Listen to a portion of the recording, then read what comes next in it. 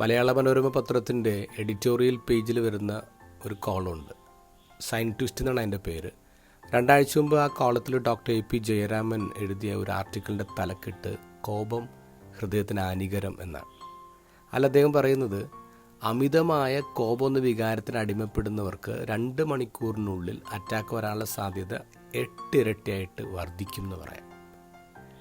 കോപം എന്ന വികാരം ഉണ്ടായ സമയത്തെക്കുറിച്ച് ഓർക്കുന്നത് പോലും ഹൃദയധമനികളുടെ പ്രവർത്തനങ്ങളെ സാരമായിട്ട് ബാധിക്കുന്നതാണ് സിഡ്നി സർവകലാശാലയുടെ കണ്ടെത്തലും.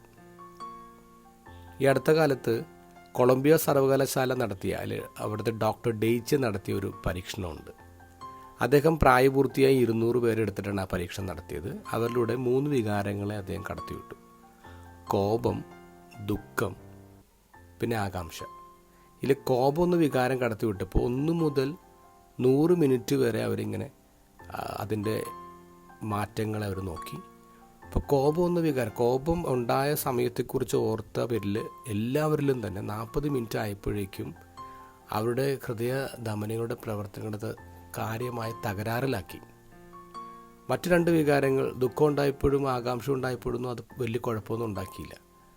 അപ്പോൾ കൂടുതൽ കുഴപ്പക്കാരനാണ് കോപം എന്നാണ് സയൻസ് പറയുന്നത്.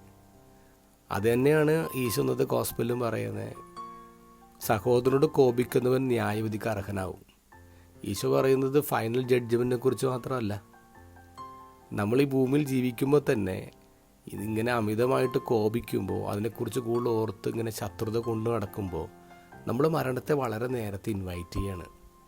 അതുകൊണ്ട് ഈശോ പറയുന്നത് നിങ്ങൾ അവിടം വരെ വെയിറ്റ് ചെയ്യേണ്ട, നിങ്ങൾ പോകുന്ന വഴിക്ക് തന്നെ കാര്യങ്ങൾ സെറ്റിൽ ചെയ്യണം.